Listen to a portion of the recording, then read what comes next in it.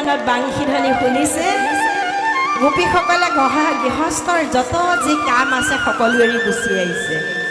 কোনোবাই যদি দধি মঠি আছিলে সেই দধি মঠন এৰি আখলতে দধি দুগ্ধৰ সৈতে থৈ গুচি আহিছে কোনোবাই যদি স্বামী সহত আছিলে স্বামীকো এৰি থৈ আহিছে এতিয়া সকলোৱে নিজৰ নিজৰ স্বামী আছে ল'ৰা ছোৱালী আছে হয় নহয় আমি যদি এতিয়া কৰবাত যাওঁ আপুনি যদি যায় তেতিয়া তালফাল হৈ যাব হয় নহয় কিন্তু গোপীসকলেনো কেনেকৈ আহিছিলে এটা এটা ভাবিবলগীয়া কথা নহয়নে হয়নে নহয় কৃষ্ণই বোলে 1600 গোপিনী 16,000 1600 বুলি কয় গোপিনীৰ লগত প্ৰেম কৰিছিলে প্ৰেম শব্দটো দুটা অক্ষৰৰ শব্দ কিন্তু এই প্ৰেম শব্দটোতে গোটেই সৃষ্টি হৈছে সৃষ্টিৰ আধাৰ প্ৰেম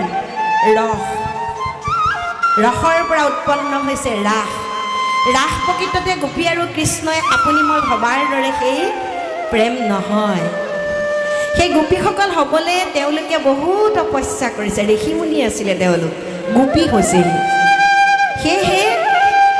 অনংগ কেলে কৰিলে য'ত অংগ ব্যৱহাৰ নকৰাকৈ শৃংগাৰ ৰসত গোপী আৰু কৃষ্ণ নিমজ্জিত হৈছিলে দৈহিক কামনাৰ বলি হোৱা নাছিলে এতিয়া আমাৰ ল'ৰাবোৰে কয় কৃষ্ণ 16জনী পাতিলে 1600 পাতিলে আমি পাতিম ন